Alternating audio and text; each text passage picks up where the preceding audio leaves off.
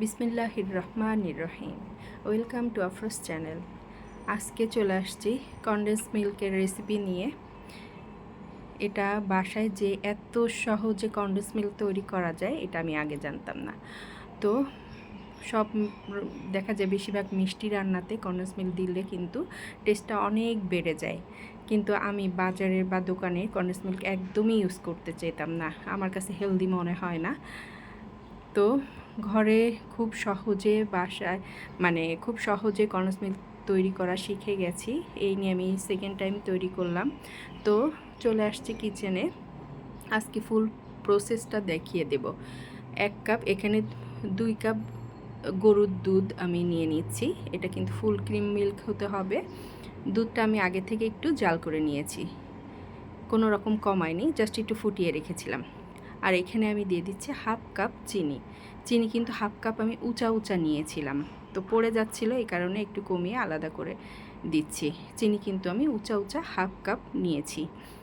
এখন এই দুধ আর চিনিটা খুব ভালো করে জাল দিব এবং অনবরতই একটু পরপরই কিন্তু নাড়তে থাকতে হবে। এখানে আমি আরেকটা উপকরণ দিয়ে দিব। এখানে আমি দিয়ে দিচ্ছি সামান্য একটু ঘি। এই ঘি আপনারা বাটারও দিতে পারেন। এই ঘি বা বাটার দেওয়ার কারণে দুধটা জাল করার পরেও কিন্তু উপরে কোনো রকম সর পড়বে না এবং কনডেন্স মিল্কের টেস্টটাও কিন্তু অনেক ভালো আসবে। ঠিক আছে? তো দুধে বলক চলে আসছে, এরকম আমি কিছুক্ষণ পরপরই কিন্তু নেড়ে দিতে থাকছি, নাড়তে থাকতেছি যাতে লেগে না যায়, নিচে পুড়ে না যায়, এজন্য একটু এইভাবে নাড়তে থাকতে হবে। আর চুলার আঁচটা কিন্তু আমি মিডিয়ামের থেকেও লো রেখেছি আসলে। তো বেশ আপনাদের 25 থেকে 30 মিনিট সময় লাগবে এটা তৈরি করতে। খুবই অল্প উপকরণে খুব ইজি এত সুন্দর তৈরি করা যায়, আপনারা দেখলেই বুঝতে পারবেন। তো ঘরে তৈরি কনডেন্স মিল্ক দিয়ে মিষ্টি তৈরি করবেন, সেটা অবশ্যই হেলদি হবে। ওকে, তো এইভাবে ফুটতে আছে, দেখছেন তো উপরে কিন্তু সর পড়ছে না। এই ঘিটা দেওয়ার কারণে, ঘি বা বাটার যে কোনো কিছুই সামান্য পরিমাণে দিয়ে দিবেন, তাহলে আর সর পড়বে না এবং টেস্টটাও অনেক ভালো আসবে। এই যে অনেকটাই ঘন হয়ে আসছে, এভাবে জাল করতে থাকতে হবে। বেশ সময় নিয়ে একটু ধৈর্য সহকারে বানাতে হবে।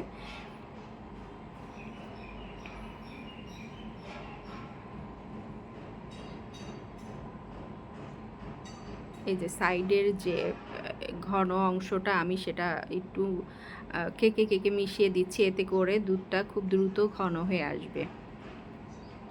কালারটাও দেখতে পাচ্ছেন তো, একদমই কনডেন্স মিল্কের মতো চলে আসছে।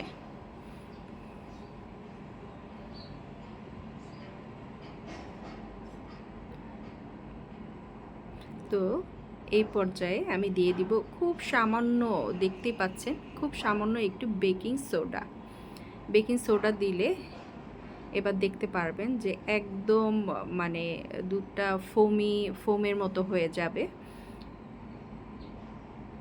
এটা নাড়তে নাড়তে কনডেন্স মিল্কটা যেমন একটু ফোমি ভাব থাকে না, এই বেকিং সোডা দেওয়ার কারণে এই ফোমি একটা বিষয় চলে আসবে। এইভাবে নাড়াচাড়া করে নিতে হবে। এতটা ফোম কিন্তু থাকবে না, ঠান্ডা হয়ে গেলে ফোমটা অনেকটাই কমে আসবে এবং কনডেন্স মিল্কটা যে একটু ফ্লফি ভাব থাকে ওই রকমই হয়ে যাবে, একদমই কনডেন্স মিল্কের মতো। তো এই যে এইভাবে নাড়াচাড়া করে ভালো করে মিশিয়ে নিচ্ছি। আপনারা কিন্তু এটা তৈরি করে কাচের বয়মে করে নর্মাল ফ্রিজে বেশ 1 মাস পর্যন্ত ইউজ করতে পারবেন।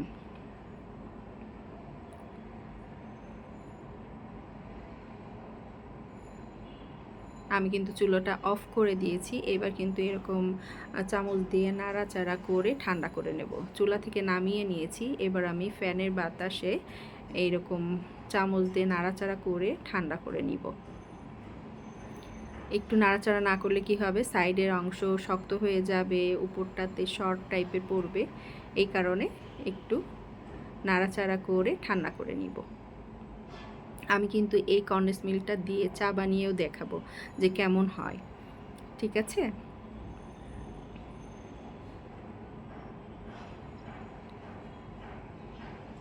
দেখছেন তো ফোমটা কিন্তু অনেক কমে গিয়েছে এবং লাস্টে একদম ঠান্ডা হয়ে গেলে কিন্তু একদমই কন্ডেন্স মিল্কের মতো হয়ে যাবে।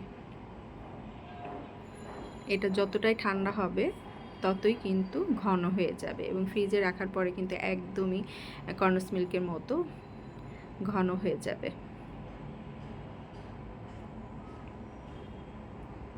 এই যে বয়মে ঢেলে নিয়েছি, এরকম কাচের বয়মে করে নর্মাল ফ্রিজে রেখে দিবেন।